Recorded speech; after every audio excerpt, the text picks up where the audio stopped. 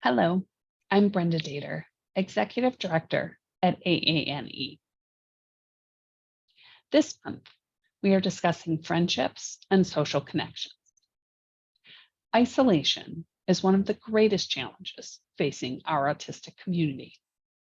Many autistic teens and adults and their family members reach out to AANE seeking social connections that could lead to friendship.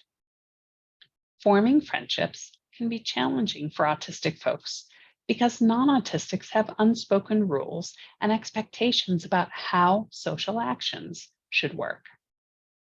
Whether it's waiting your turn to talk, limiting how much you talk about a specific topic, or asking questions of the other person, established neurotypical social rules can make starting or maintaining friendships exhausting. Many parents contact AED concerned that their child, no matter their age, only has online friends who they never see in person. Even before COVID shifted us to virtual interactions, many autistic individuals found their people through online connections. Whether it was playing an online game or joining chat groups to find people with shared interests, I've seen meaningful friendships blossom in the virtual world. Online interactions can remove some of the social anxiety barriers that often impede autistic folks, like minimizing the need for small talk. If communicating online creates a place for people with shared interests to find each other, decreases stress and anxiety, and allows people to know what to expect, then virtual spaces offer an optimal environment for real connections that shouldn't be minimized. When I told my autistic trans daughter, Rachel, that I was going to address the topic of friendships and social connections, she asked me to share her experience. At 26, Rachel would still prefer to see her friends in person, but she also feels that her online friendships have allowed her to find other autistic trans women who have been hard to find in person. She finds these friendships deep, caring, and helpful to her. She has people she reaches out to and trusts, and she and her friends feel mutually supported and celebrated. If she didn't have these online connections, she would be much more isolated. She doesn't see the difference between online and in-person friends. To her, no matter where she meets them, they are all true friends.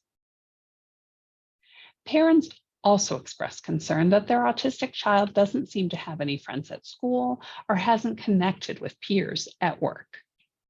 It's true that schools can help identify other students who share similar interests, and there may be an ERG or an employee resource group to connect with at work. However, I encourage parents to think broadly about all of the opportunities their child has to connect with others throughout the day beyond those environments. For example, I'm part of an intergenerational chorus, and we've had many autistic individuals and family members join. One autistic woman and her mother told me that the chorus was the first place they felt she could be her authentic self and feel accepted and welcomed. Beyond the issue of where to find friends is how to find friends. As much as a person might want an instant connection with another person, more often friendships take time to develop. I know for my daughter, a strong first impression has occasionally led her to rule out a possible friend after one attempt. While sometimes it was clear from a first encounter that it was not a good match, other times she admitted she might have put too high an expectation in finding that friend at first sight. Now Rachel sees the value in allowing more time for a new friendship to grow. No discussion of friendship and social connection is complete without addressing the amount of energy required to interact with others. For example, even though my daughter enjoys time with her friends, she also needs a lot of time that isn't spent interacting with other people. She has learned what mix of time spent alone or with our dog works to replenish the energy it takes to be more social.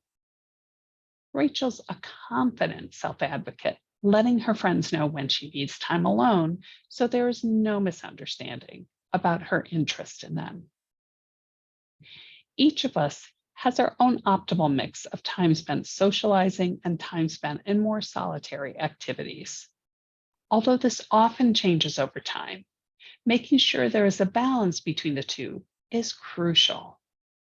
Releasing societal pressures, increasing self understanding, and advocating for what you need is a solid foundation for finding and maintaining social connections of value.